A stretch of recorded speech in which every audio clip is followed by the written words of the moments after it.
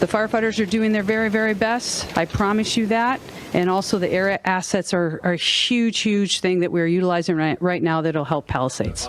And among those critical air assets being used to battle the raging wildfires in Los Angeles is a pair of water bombing planes from Canada, specially equipped to scoop up water from the ocean.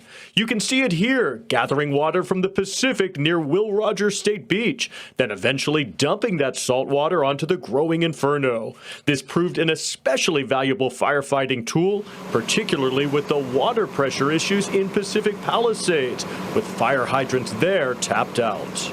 In many brush fires, we run out of water, and we anticipate that because of the supply demand. There's so many firefighters tapping into a limited supply of water.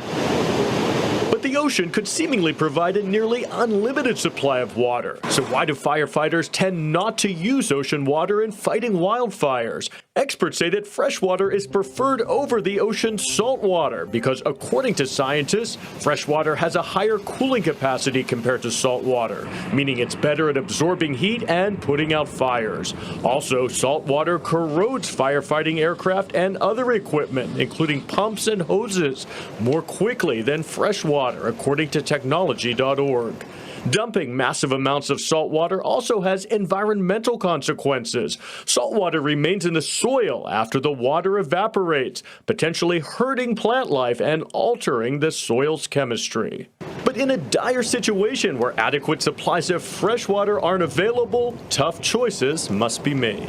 This spot where they're at now is perfect for them because we're right next to the ocean. It's a little hard for them to pick up when the ocean's rough, but so far it's not too bad. You don't see any big white caps out there, so if they're able to go out and return quickly, where all those other VLATs and other ones dropping Phos-Chek, they have a long return time. They got to go all the way to an airport somewhere and be reloaded and then fly back out here, where these guys are making great work. They're just constantly, nonstop since I got here. That's They've made, I don't know, hundreds of drops already. Yeah, wow. And it's, you could probably see him here as he comes down, and he'll just drag on the ocean. Yeah, and picking up all that water. I want to say they pick up over 3,000 gallons, I believe. It's amazing what they're doing and the work that they're doing so quickly to battle this blaze. All right, Tony, thank you so much. Please stand by, because right now we are going let's just watch this for a moment, though, because this is pretty incredible how quickly all that water was gathered, right? And they're going to just go right back up that hill. Yeah, and the precision and the experience that these pilots, these firefighter pilots have, it's really incredible what conditions they're fighting against right now. They're able to fly despite the wind gusts up at that high elevation, nearing 60 miles an hour. Yeah. So this is really incredible work that they're doing. I'm so grateful for them to be here right now. Let's watch this action. The logistics of the location, really ideal, if you could even say that. Yeah. Okay.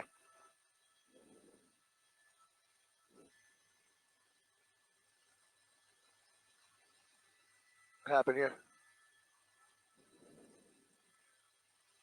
Over to the east as well, but whether they have already evacuated in the last couple of hours or whether they're just now getting the word, I can't tell you. But there does not seem to be a whole lot of car traffic. Protecting those structures should be a little bit easier because you're going to have the help of all of these helicopters dropping water and preventing that fire and any flare-ups that come ahead of it.